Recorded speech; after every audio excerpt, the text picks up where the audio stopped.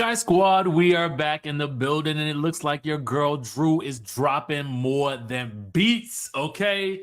Your girl Drew is dropping the shade. It's really a clapback, though, because it appears as though we are going to be getting Drew versus Shamia. Or is it Shamia versus Drew this season on the Real Housewives of Atlanta Sweet 16? Now, I would say this could be a spoiler alert, but it's happening in real time, so I really can't call it a spoiler alert. It's happening on social media, so we're going to talk about it. Plus, we got an Erica Mena update for those of you guys who are Erica Mena fans. All right, so let's get into it. Oh, before we get into that, make sure you guys subscribe to the channel, hit that notification bell button, join the Skye Squad members community if you haven't already done so. And with that being said, let's get into the tea of it all, okay? So your girl Drew Sidora,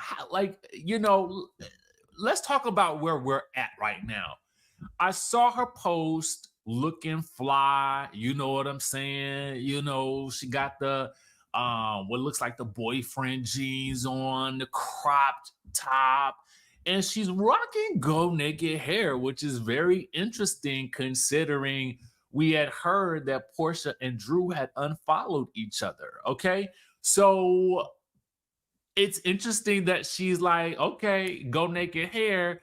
I don't know if she's being shady or if she's just being, 100% for real and, shouting out the brand, despite the fact that they are not allegedly getting along at this moment. Let me put the alleged badge up here, okay? Let me put the alleged badge up here. All right. So if you read the caption, it says, watch out for people who do interviews and create imaginary beef at Shamea Morton. Now, here's the thing that I respect, and we could put 5 on this, okay? I respect it when somebody, if you're going to throw shade in your caption, I feel like this is how you do it. Like, you at the person that you're talking about, and you don't leave any room to the imagination for us to figure out who it is. I don't want to have to be Inspector Gadget. I don't want to have put on my Sherlock homeboy hat to do all the thinking. No, you cut to the chase, and that is exactly what Drew Sidora did. And to be honest with you, like, listen, I ain't celebrating beef. But what I am celebrating is, I mean, if you're going to say something to somebody and you're going to call them out or something, then let's get right into it, right? I respect it. I can't do nothing but respect it. But how did we get here, okay? How did we get here? All right, so in order to have this conversation, this Ponderosa, we're going to take things over to our friends over at the Bravoshaderoom. Now, they posted an interview clip from the Big Tigger Morning Show. It sounded like Shamia was there to promote an upcoming new single because they did talk about the fact that, or asked Shamia whether or not Drew released her single because Shamia was releasing hers. And Shamia says that's somebody else's single.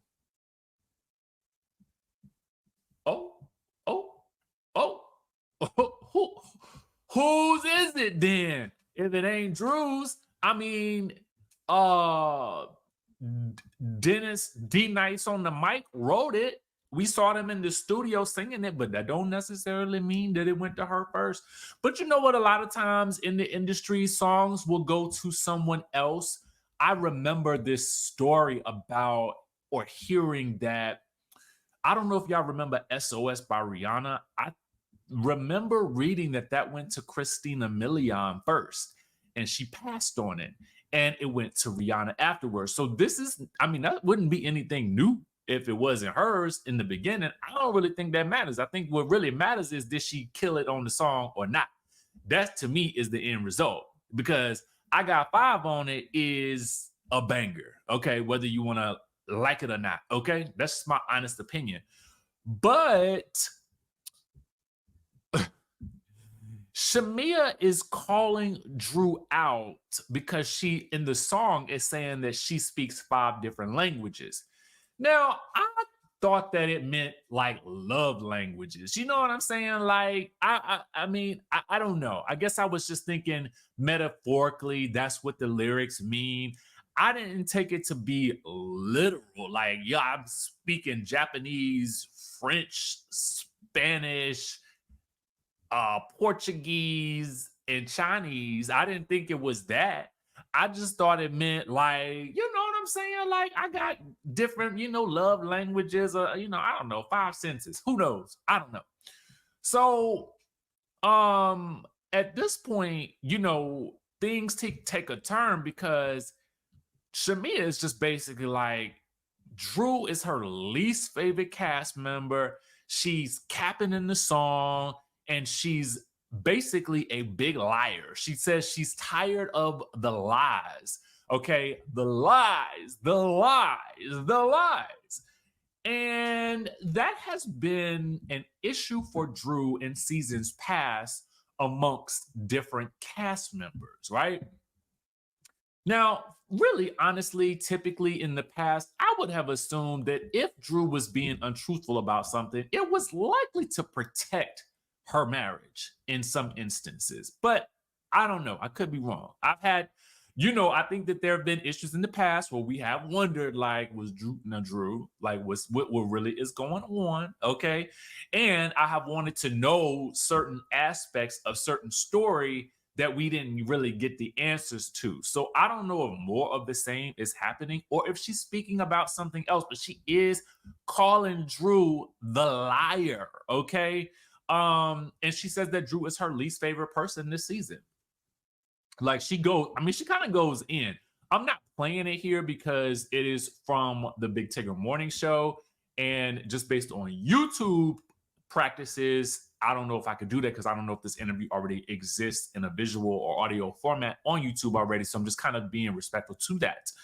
But it would be allowed to be played on Instagram. So anyway, having said that, make sure you guys follow and like the Bravoshaderoom. Go to the post, let them know what you think, and leave us a comment down below on what you think and what you suspect. Because this to me is very interesting that we're hearing about this beef. Like, I mean, Shamia is like bold with it. We typically don't hear so much about story like this, but I mean, it is in conjunction with promoting her single. She does go on to state that she is having a lot of fun this season with her BFF, Portia, who again, as we remember, Portia and Drew had seemingly unfollowed each other in recent weeks. So I don't know if this is residual from that, but what I do know is that Shamia does go on to say that she does enjoy the new cast member, Kelly. She really likes her a lot. She had, I guess, met her before. And she says that she's meeting some exciting people and she's enjoying filming Sweet 16 with her BFF, Portia. So it does look like Shamia and Portia are at least still on good terms, which is good to hear because y'all know these shows tend to like sometimes break apart friendships. So I'm glad to see that they are sticking it through. So that is how we got to the Drew post with Drew calling out Shamia directly, okay, from her Instagram. Listen, I mean, one good turn deserves another. Turnabout is fair play in this instance. So let us know what you think. Are you excited about season 16? I am, but unfortunately, I don't think we'll be getting it until 2025. So I'm just this. Okay, yeah, that's how I feel.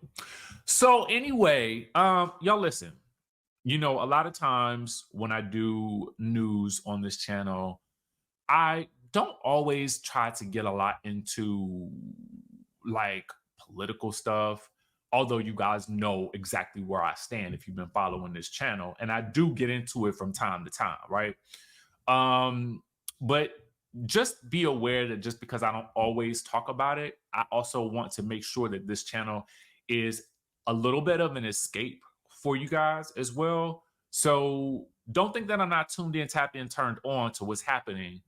But I also am cognizant of just this time, sometimes being a space strictly for you guys to come and enjoy a good 10 to 15 minutes of tea that ain't hurting nobody. Okay. Because I was looking on social media earlier today I mean, we've got so much going on, right? So much going on from the like the crazy, like the horrific images that we have seen, understanding, and processing what has happened with Sonya Massey, and just the political landscape and some of the things that are kind of just happening and being said and posted. I just want you guys to also to remember to create safe spaces for yourself as you continue to try to navigate this crazy time that we're in. And just also be aware that just because I don't always mention it doesn't mean that I'm not cognizant of it, and that I don't want you to be cognizant of it. But I also want to, like I said, create a safe space for you guys to just also come and enjoy some tea that just takes you out of the day-to-day, zone, and just enjoy and have fun with something for a little bit. Okay. Just wanted to make you guys aware of that. All right, let's get into this Erica Mena story now that I've done my TED Talk for the day. All right, so if we take things over to the neighborhood talk, we can see that Erica Mena is back in the news. So she did an interview with Cam from Funky Friday, and she reflects on her experience after the scandal that she had, wherein she called Spice this derogatory term. All right. In reflecting it and reflecting on it, with Cam Newton, she's basically, talking about this idea of how she can make up for what she has said. And she says, she would maybe one of the ways that she could do it is like, doing a movie role that empowers, or, on her new show on Zeus, maybe, trying to get people to see that she does take these things seriously, and that she does have this big impact. And she's talking about how cognizant she is that she has a lot to make up for. I guess I would wait to say this for real. I think one of the best way to make up for something like this is just to continuously do better. I don't necessarily know that that's going to come from a role. I don't necessarily know that that's going to come from her looking for love on a television, on a reality TV show. I just think it's going to come from her continuing to do the work. Keep your head down and do the work. That is really it. And in terms of people forgiving her, that's not something that she can technically do. She can only work to try to get to a better space for herself. And it will be up to the individuals themselves as to whether or not they will forgive her, because they have a right to not forgive her. Okay. Especially because of the people that she offended. Right. So it's a tricky space that I just think that she just needs to continue to keep her head down, do the real work. And I think that that's really all you can do in a situation like this. You can't take the words back because they've been out there for posterity. It was on the show. People have opinions about it, but at a certain point in time, you just got to continue to keep working. Let me know what you guys think about this whole situation with Erica Mena. And again, like I said, trust me, I'm well aware that we have a lot of other pressing things that are going on in this world. But if I can also create a space for you guys to just talk about something, to occupy a little bit of time, to give yourself a little mental break from everything that we got to deal with, then I want this to be that space. All right. So with that being said, y'all, enjoy your Sunday fun day, live some life, get outside, get some fresh air, clear your mind, take a social media break if you need to. With that being said, I will catch you all in the next video.